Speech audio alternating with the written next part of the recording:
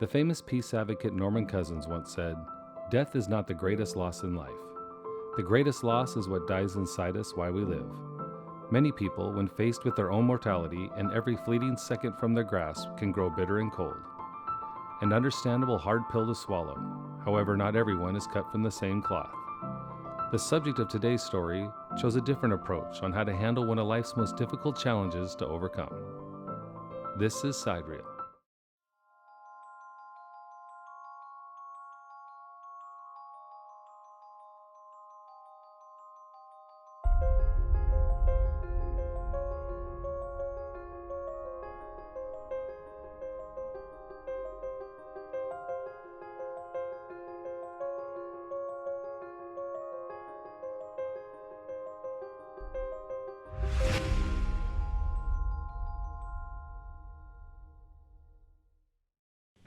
When Jay was a child, when he was really young, he was a pretty finicky person.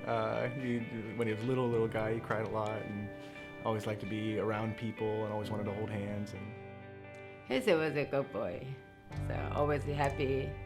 So Jay was a super hyper kid, and so he loved Spider-Man. He was always bouncing up the wall. I think he thought he was Spider-Man. And so he was just always wanting to play and wrestle. He was always wanting to stand on my shoulders or sit on my shoulders and do piggyback rides, and just always wanted to hang out. And then he just got super lethargic and just started not moving a lot, and so that's when I started noticing something was going on. At age 4 or like 3.5, they moved to Las Vegas.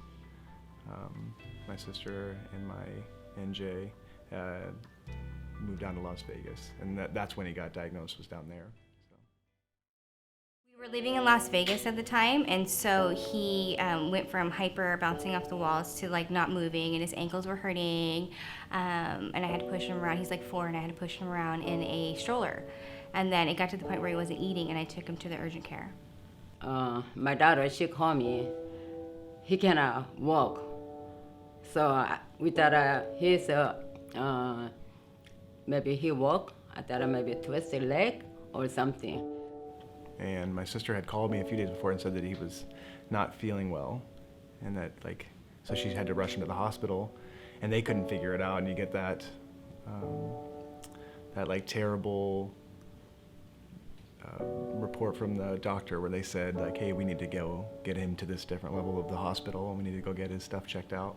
I was at urgent care, and then they drove us in an ambulance to the hospital, or to the emergency room at the hospital, Sunrise in Las Vegas. As a parent, my sister had to go through this thing where what could it possibly be? He was swelling up and all these things were happening. And the urgent care said he's textbook for leukemia, and I had no clue what those two meant, but they said we'll run tests and we'll let you know for sure.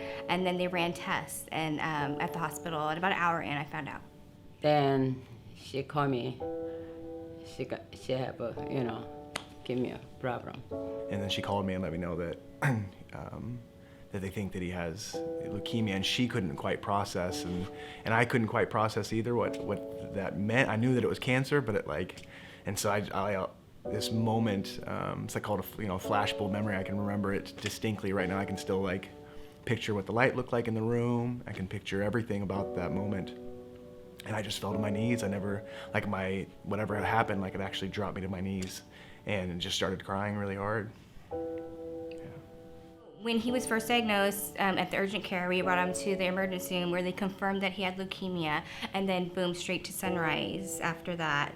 And that's when he got his portacathid. It's the thing underneath his skin, to where he gets shots, where he gets his chemo put in. So he doesn't have to get shots in his arms all the time. It's just it's something under his skin, and it's already a tube's connected into the blood, the veins. And so he got that immediately, and then just 6 months of intense chemo, and he stayed in the hospital for 6 months straight. And all I could do was, try to figure out what I could do. So I hopped on a plane as soon as possible and got down there. I was there the next day. I think everything with him was physical. His body hurt. He was in pain. Mom, why does my ankles hurt? Mom, the needles hurt. You know what I mean? It's all physical. There's nothing mental, because there's not that thought of pain. There's not that thought of leukemia. There's just my body hurts. It affected me emotionally to be away from Jay during this time, because I knew that that I was an important figure in his world, that he was an important figure in mine as well. I really wanted to be right next to him, be able to let him know that as much as possible that, you know, as a family we're going to get through this. But all I could do that was over the phone, and the phone just doesn't do justice to it. So, you know, I thought about him daily and tried to go down to Vegas whenever I could. Yeah, so it affected me pretty deeply, I'd say. I don't exactly remember when he lost his hair. That was really hard because they prepare you for it. They're like, he's going to lose his hair, and it took forever for it to, you know. But I think it was a certain, I don't exactly remember, but he ended up losing it. And then, you know, seeing your kid with no eyebrows and no hair, it's hard. He had no hair, and he had no energy, and he had to, like, stay in the hospital. And I don't know if you've ever, like, seen a kid have to stay inside when everybody else is like doing normal things. But like, I knew it was really hard to, I knew it was really hard to, for him to like have to watch other people, but he was so like amazing during the time. He was the happy one. The adults are the ones like walking in feeling really sad for him, and he was always like in a positive place, and he was always staying very like motivated. He kept himself busy. Because the medicine that they give you, it makes your bones weak, and so he couldn't play the sports that he wanted to. He couldn't play football, couldn't have contact sports, and so he just wanted to always throw the football or always wrestle. He was active, you know. But yeah, was I scared for him? Definitely. Cancer, like at any point in time, is like scary for anybody. It's like this strange like death lottery that you win, you know.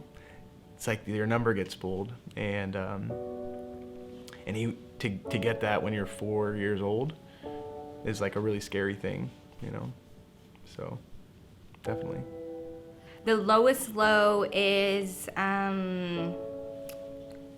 when I just couldn't take care of everything. I just like, I can't do this by myself. I actually need my immediate family. And then I moved up to here to Marysville from Las Vegas because I just couldn't do it anymore. It was really hard, you know. I don't know if you can imagine your kid being like diagnosed with cancer. It was really hard for my sister, you know, and she needed family support as well, and we needed to come together. That's what happens when you like have hard news, like when you get through that kind of stuff. It like, you know that you have to kind of get close with people, and you have to like work together to try to figure out how to get through it. And so my sister came up here with my nephew, and we were able to kind of reconvene a new plan at the Seattle Children's Hospital, and I knew that that was a better place for him to be, and so I knew that I'd be able to be around him more. It felt pretty good. You know, that's probably the lowest low, but it was probably the best thing because I was really trying to do everything by myself, and you can only ask so many people for so much and then be strong for so long and then take care of everything, all of Jay's needs. So I can only do so much. After 4 long years of chemotherapy and the move to Seattle to be with his family, Jay's life began to improve immensely. Before I went into remission, everything started. I felt like physically, I felt really good. I knew that he was okay before that. You could tell that he was, I mean, I don't know how we could tell, but you could tell that he was doing okay at that point. And especially like, my family, they knew I was good too. Like I was running around more. I was starting to play like I used to. I was starting to be more social I started acting like a kid again. The day that I got the news that he was in remission, we had been going through so much, and we expected it. Like it goes from intense chemo and it slows over time. So we expected it, but it was relief. But we also knew that he would still have checkups they could start pretty intensely after that. So it was relief, but also kind of like knowing we were still going. But, you know, even he do, you know, chemotherapy, he's, you know, he never get, you know, sad. You know, he always a happy boy, you know. Most time, like when they draw my blood and everything, they don't really like know for sure, like at that point, at that moment. So like later, like they'll call at the time I was like, my grandparents take care of me. I was living with my grandparents, so they would call my grandma and let her know how the blood results were. And so I didn't like officially. I didn't really find out.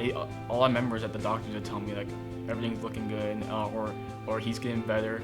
They just give me all these positive. They would tell my grandpa all this positive stuff about like how I'm getting better and everything.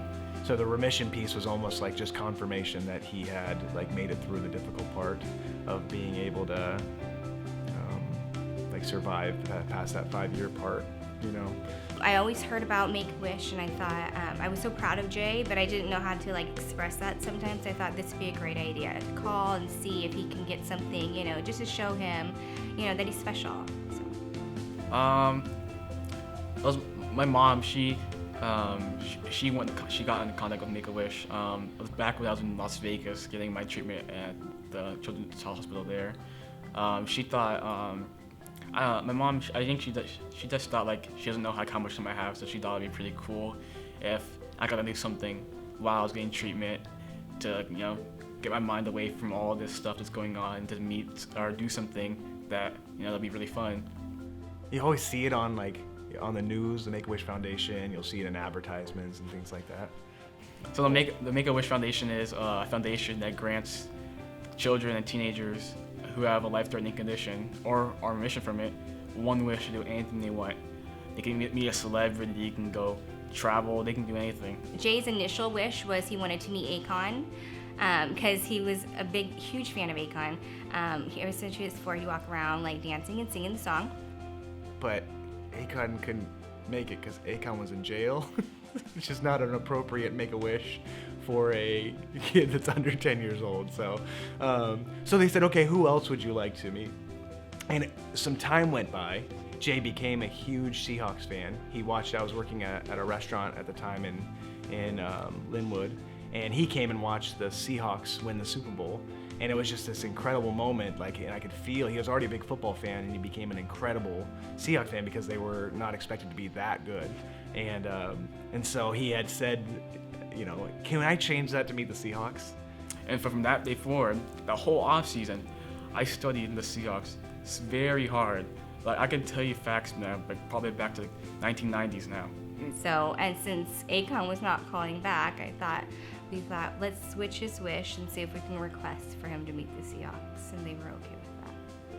And then they, you know, swoop up, pick us up in a limo, take us to the place in Renton at the Seahawks facilities, and I thought it was gonna be like this small deal, but it's incredible. We walked in and everybody stopped what they were doing to working, and everybody was there in front of us. They did a really good job in showing Jay love.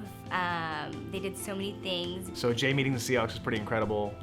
You know, we got to throw the football around and just kind of watch the practice. And when they came around, all the players just kind of surrounded us and were talking with us. And like I said, I was the one that was kind of starstruck. And Jay was just in this place. He looked so comfortable.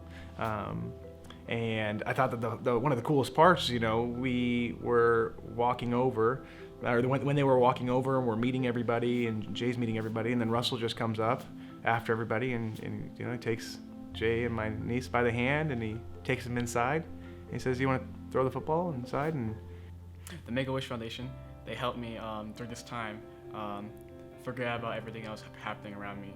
They are such an incredible organization for the things that they do. If you go back and look at the stuff that they do for people in that currently have cancer and going through the process, or like Jay, it took them a few years to be able to, you know, make that wish come true.